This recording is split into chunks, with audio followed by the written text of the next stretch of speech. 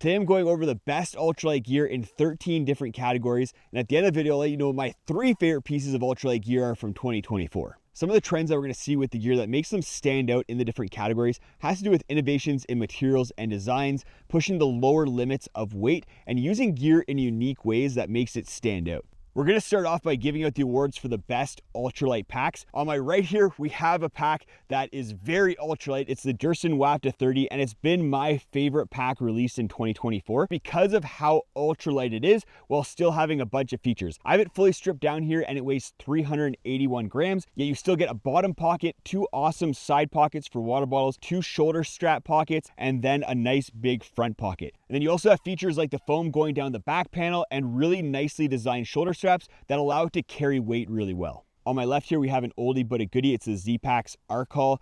This pack is very lightweight, 750 grams, fully kitted out, yet is fully featured at the same time with a frame, hip belt, ventilated back, adjustable torso. You got side pockets, front pockets, straps all over it. It's crazy how many features they packed into this pack while still keeping it lightweight and allowing it to carry weight really well at the same time. For the best one-person tent award, I have 2 options again. That's gonna be a trend for pretty much all of the categories. First up, we have the Z-Packs Plex Solo Light. This is the lightest weight, fully enclosed tent on the market at 334 grams. The design that the Plex Solo uses with a single trekking pole and kind of a pyramid shape is one of my favorite designs for a tent, especially a one-person tent. And I love that the DCF material that this tent is made of is really durable, lightweight, and easy to wipe moisture off of from the inside of your tent or rain off the outside. A tent like this might be a little bit claustrophobic for some people out there, but I find that for me at 5'10", 180 pounds, it's plenty roomy for the majority of trips that I'm going on. I even thru hiked for 30 days straight in a tent very similar to the Plex Solo.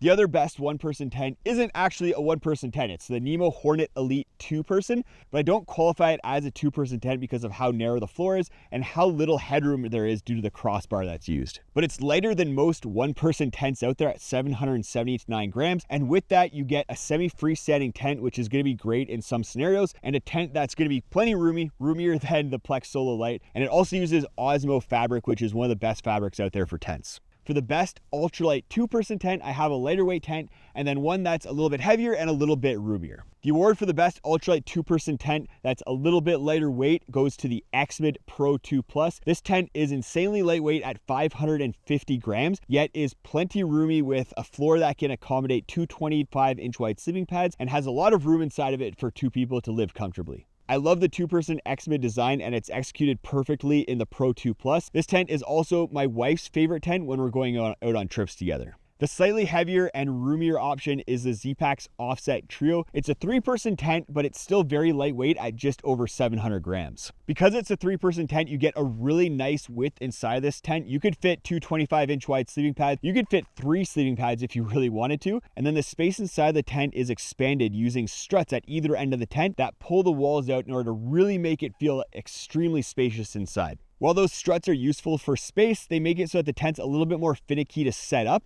and it doesn't do quite as well in wind compared to some other tents, especially the Xmid Pro 2 Plus. The first best sleeping pad award goes to the Thermarest X-Lite NXT, still the leader when it comes to warmth to weight. For the regular wide version, it only weighs 450 grams and is warm enough that I've used it well below freezing on quite cold ground. That being said, it's not the most comfortable pad out there, but that's where the other award for the best sleeping pad comes into play with the Xped Ultra series of pads. The Xped Ultra 3R and 5R are the best balance for warmth and comfort while still coming in at a pretty low weight, especially for the mummy versions. The 5R is a very warm pad on par with the X-Lite, and then the 3R is quite a bit lighter weight, but is still warm enough for temperatures down to about freezing. For the best ultralight quilt award, first up we have the Rockfront 400 Base UL. This quilt is comfort rated down to freezing. It's not the lightest weight quilt out there, but it has draft tubes going down the sides of the quilt, which are really effective at locking in heat, especially if you're tossing and turning a lot at night, which you will be if you're using an X-Lite pad. These draft tubes are a game changer, and I'm really excited to test out a colder version of the Rockfront quilt that uses them, as well as hoping that they make a similar quilt but with lighter materials like 7 denier shell fabric and higher fill power down. The second quilt award goes to one of the lightest quilts on the market, the Enlightened Equipment Enigma, using a 7 denier shell fabric and 950 power fill down. I've used this quilt for years and it's always performed really well and is insanely lightweight. Time for the best ultralight pillow award, and yes, I do think you can still have pillows in an ultralight gear setup. First up, we have the Big Sky Dream Sleeper. This is basically just a big TPU air bladder, but it has a nice height to it. It's very supportive, comfortable to lay on. And then if you add Dyneema patches like I did with little loops, you can add a pad strap in order to keep it locked onto your sleeping pad. This pillow only weighs 50 grams, which is very lightweight, and like I said, comfortable pillow. The other option for an ultralight pillow is the Trikology 2.0. It comes with a built-in pad strap, is a little bit less expensive, but weighs twice as much. It's still very comfortable with a nice supportive baffling. It has a softer top on it, so it might be nicer to lay on compared to the Big Sky. You can add a buff onto the Big Sky if you want like a pillowcase, but that adds a little bit of weight as well. For the best cook system awards, things are getting interesting because I tried cold soaking this year using couscous and it went a lot better than I expected. So if you want to go as lightweight as possible, then these Rusby bags are awesome for cold soaking. They're very lightweight and you can cold soak in them very effectively. They can even hold boiling water if you don't want to cold soak, but you still want to rehydrate a meal inside of them. If cold soaking isn't for you and you want a hot meal, then the Tokes 550 milliliter light pot paired with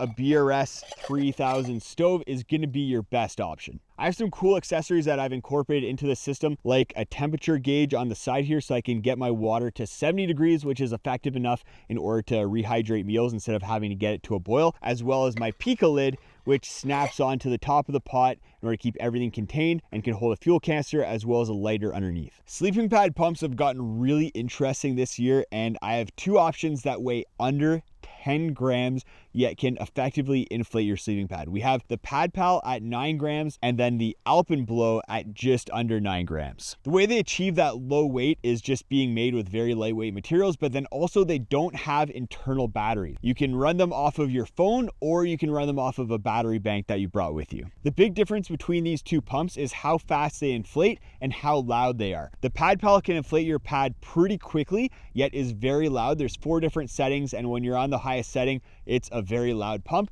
whereas the Alpenblow is quite a bit quieter, yet takes a little bit more time in order to inflate your pad. I love having these options on the market now because I hate inflating sleeping pads with my lungs, especially when I'm going on ultralight trips and I'm moving quickly. It's one of the last things I want to do when I get to camp. So it's really nice having not one, but 2 ultralight pad inflation options on the market. And which one you choose really depends on your priorities, either speed or quietness. For the best light out there, for a headlamp, we have the Nightcore NU20 Classic. This is basically the NU25 original version, but with USB-C charging. It's everything that we always wanted the NU25 to be, with 2 buttons on top, one for red, one for one light. You have 1 lumen mode.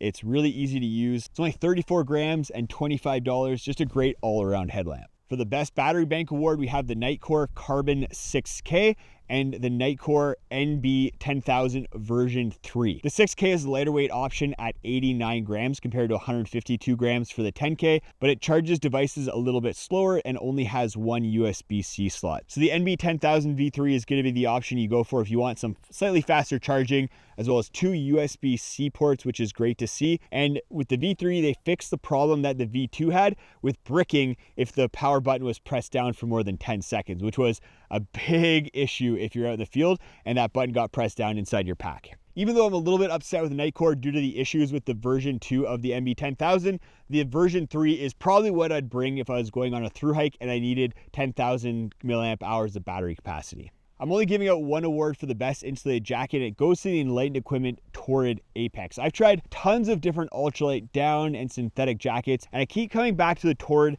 because of how well it does in a variety of conditions due to that synthetic insulation. It'll keep me warm if I'm sweating a lot, if I'm in a moist and humid environment, or if it's raining, and it performs well and is warm while still being relatively lightweight and compact. The best rain jacket award goes to the Rockfront Rain Hoodie. It uses a 15 denier silicone outer coating and then PU inner coating with taped seams. It's basically made with the same material that a lot of tents are made of, and because of that, it's non-breathable, which may be an issue for some people, but I find that most jackets advertised as being waterproof breathable are not breathable at all. In order to address that breathability aspect, Rockfront introduced a lot of mechanical ventilation, which I find a lot more effective than a breathable shell membrane. So you have a really big chest zip on here, and then 2 gigantic pit zips, which can basically open up the jacket so it's as airy as a poncho. Because the materials that it's made of, it's also very compact and very lightweight. All right, time to give out the gold, silver, and bronze awards. For the bronze award, I'm gonna give it to the Pad Pal pump. I just love that I can inflate my sleeping pad quickly with a pump that only weighs 9 grams. It's something that I now bring on every single one of my trips. Before, I'd kind of hesitate for ultralight trips. Do I bring a pump? Do I not bring a pump? And I'd usually not bring one just because of the weight. For silver, we have the Durson Wapta 30 pack. It's still not the perfect ultralight pack for me, but I'm not sure we have the technology yet to put all the features that I want on a pack while still keeping the weight down. That being said, the Wapta 30 comes very close. All the pockets make it really easy to access items while I'm hiking, which is something that I like to do when I'm going ultralight, because usually I'm trying to cover a lot of distance, move quickly, and I don't like to stop a lot. The gold award goes to the Rock Front quilt. Those draft tubes along the side are a game changer, but there's a lot of other features that go into the Rock Front quilt that make it the best designed quilt that I've ever used. If you're kind of hesitant about using quilts because you're worried about drafts and potentially being cold, then the Rock Front is definitely a quilt that you should take a look at, because it solves basically all those problems in very effective ways. If you want to see some other great gear, go check out my all-around backpacking gear awards in this video right up here. It's gear that balances price, weight, and performance.